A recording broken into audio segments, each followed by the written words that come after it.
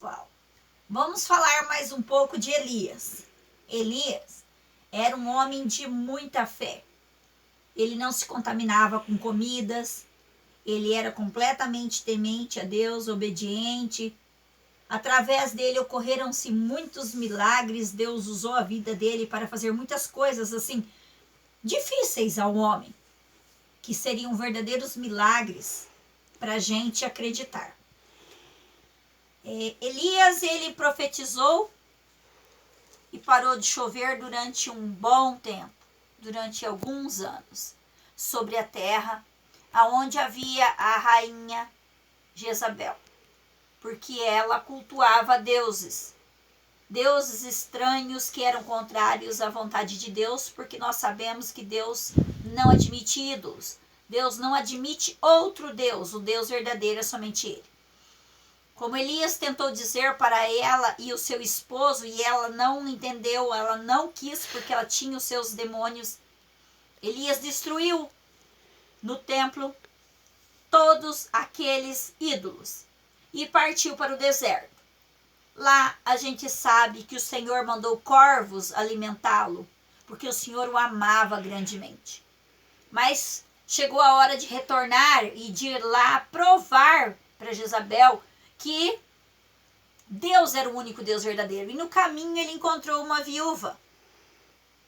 E a essa viúva ele fez um milagre, porque ela não tinha mais o que comer, era um tempo de seca, porque ele havia decretado, pedido a Deus, profetizado que não choveria. E então essa viúva não tinha mais nada, o seu filho estava para morrer de fome. Mas ele pediu que se ela lhe desse o último pedacinho de pão, não faltaria mais alimento na sua casa. E ela fez isso. Porém, Elias, se alimentou e ele ficou ali por um tempo e não faltou comida àquela viúva. Só que ele seguiu o seu caminho e logo depois ele foi avisado que o filho dela havia falecido. E mais uma vez ele voltou para fazer a obra de Deus, trazendo a vida ao filho da viúva. Mas a história de hoje nós não vamos levar para o lado que nós estávamos falando, de Jezabel. Mas iremos, porque Elias teve uma vida muito cheia de mistérios. E muitas histórias interessantes. E uma outra história foi quando um determinado rei se feriu. E esse rei, ao invés de buscar a ajuda de Deus, ele procurou a ajuda de um ídolo.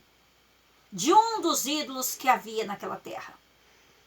E então, um anjo do Senhor avisou Elias que era para ele esperar, porque iria ser mandado soldados do rei para buscá-lo para que ele curasse esse rei.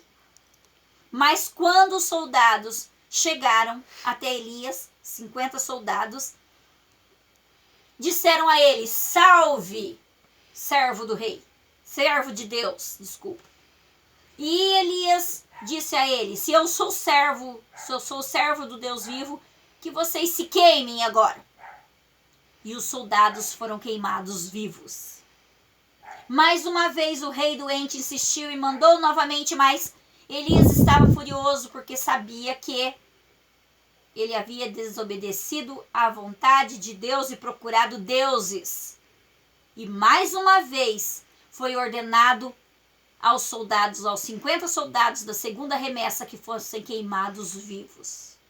Em uma terceira vez, porém, o anjo disse: agora vai e diga, por que é que não obedecestes? E Elias foi até o rei e disse para ele assim: não serás curado, porque não procurastes o Deus verdadeiro. E o rei acabou por morrer. Elias era um servo tão obediente, tão amado por Deus, que ele não morreu. Ele foi levado ao céu numa carruagem de fogo. E Elias foi junto de Deus, porque Deus sabe recompensar aquele que faz sua vontade.